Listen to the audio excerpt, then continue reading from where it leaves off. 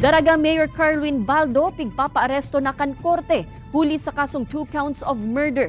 Kaso nag-ugat sa panggagadan kay former Ako Bicol Representative Rodel Batucabe asin police aide kaini kan 2018. Tutukan sa report ni Rosie Nieva. Panibagong warrant of arrest ang pigluwas kan Regional Trial Court sa National Capital Region kontra kay Daraga Mayor Carwin Baldo para ini sa kasong 2 counts of murder na mayong pigre-rekomendang piyansa. Anas sambitan ng mandamiento de aresto ang may koneksyon sa subuot pagkakaimbwelto ni Baldo sa panggagadan ki former Ako Bicol Representative Rodel Batucabe asin police aide kaini na si Master Sergeant Orlando Diaz kan 2018. Dinumanan kan arresting team kan kapulisan si Baldo sa harong kaini alagad mayo ini sa lugar. Ikinaugmaman kan pamilya Batucabe ang naging desisyon kan korte asin naglalaom na lugod-dagos ng makuha ang hustisya sa pagkagadan kan dating opisyal.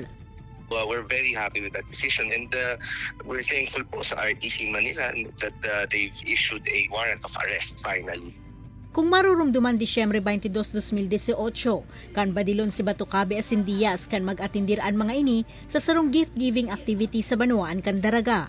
Sa paghampang sa media kan 2019, pinahimutikan kan alkalde ang pagkakaimbwelto sa krimen. Enot naman ining pinaluwasan ni mandamiento de aresto, alagad para mientras na nakalibre kan tugutan kan korte na makapiyansa. Inosente tabi ako sa anuman na akusasyon laban sa akin.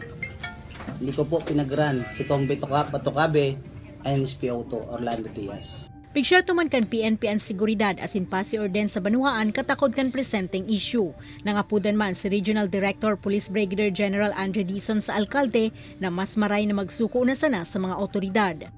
Surrender na lang at maharap niya yung kaso, maidepensa niya yung sarili at mahirap yung nagtatago po.